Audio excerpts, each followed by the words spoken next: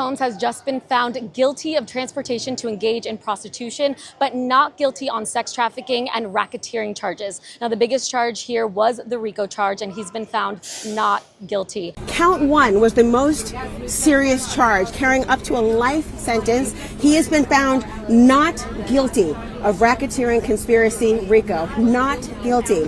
He's also been found not guilty of sex trafficking of Cassandra Ventura. She testified for days. We're also learning that he's been found guilty of the transportation to engage in prostitution count involving Cassie Ventura. He has been found not guilty of sex trafficking of Jane, who is the girlfriend that he was dating as well, and guilty of the transportation to engage in prostitution. Now, Elizabeth, this is very, very significant. We had an inkling yesterday when there was a hung jury on the initial RICO charge, the most serious, that there might be an actual acquittal there or a hung jury. The prosecution insisted on having it keep going. The defense wanted it to keep going. And now we know they have a result. It is a not guilty verdict. If Diddy get found not guilty, I'm telling y'all right now, the Welcome Home Freak-Off gonna have 14 rooms, 3 DJs, 7 jacuzzis, and a non-disclosure agreement at the door. You're going to walk in and see Elon Musk and a goat playing Twister next to Krayshawn Rock and Suki baptizing somebody in Casamigos. Diddy going to hit that stage like, take that, and don't record this part. Nah, but if he walk free, Instagram stories going to look like Eyes Wide Shut meets Coachella. Folks going to be in robes, velvet do-rags, body glitter, and no memory of what happened after midnight.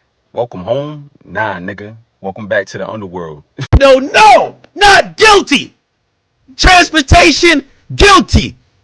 2 out of 5, chat. That boy beat the case. He beat the case. He might even come home today. Time served, man. Time served. All you Cassie Jane Doe hoes, it's a wrap for y'all. That shit is over. And I wish this judge could have dismissed all them civil suits too. All y'all niggas, go back to being broke. It's okay. Give this nigga back his baby oil and let him go have his Astro Glide. Let that man go back to the pre-freak off his crazy chat. I might have to put it on RSVP. I ain't even gonna lie to y'all, chat. I might have to RSVP, chat. I might have to be the next one, chat. I ain't gonna lie to you. My boy beat the case. My boy really beat the case. No fucking way. He really beat the case. Yo, if I was him, Jane Doe is getting tossed out of that $10,000 a month crib like Jazzy Jeff in Fresh Prince. Get that hoe on out of here, man. Go back to Fifth. Go back to 50. Go over there.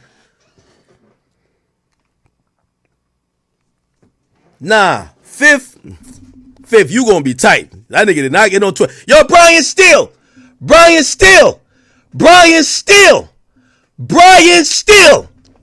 My boy take no L's, man. Somebody said me happy for him is weird. What do you think? I'm supposed to be sad? Nigga, I watched the trial and I covered it just like y'all. I think Cassie and them was over whooping. Government is who you blame if you feel that these victims didn't get justice because he was guilty of the domestic violence and all those things. But you know what they did? They swung for the fence and they went for a RICO. Basically today the jury decided that a FRICO is not a RICO. How do you feel about the verdict today? I'm very happy. I feel like justice was served. I've been to a few of his parties and there's been nothing but generosity and positivity, and I've never seen anything negative ever. I'm an independent journalist that had predicted this was going to be what happened. I said the RICO is weak. Right. Hopefully he do get some therapy. Hopefully he does get some help. That's right. Seek some help. Stay away from the D-rugs and the addiction. But my question is for the people that were complicit, that you think he was guilty, what about everybody that got supposed immunities and proffer agreements and all of that? Here's my 2 cents. I don't think the American people are smart enough to sit on juries.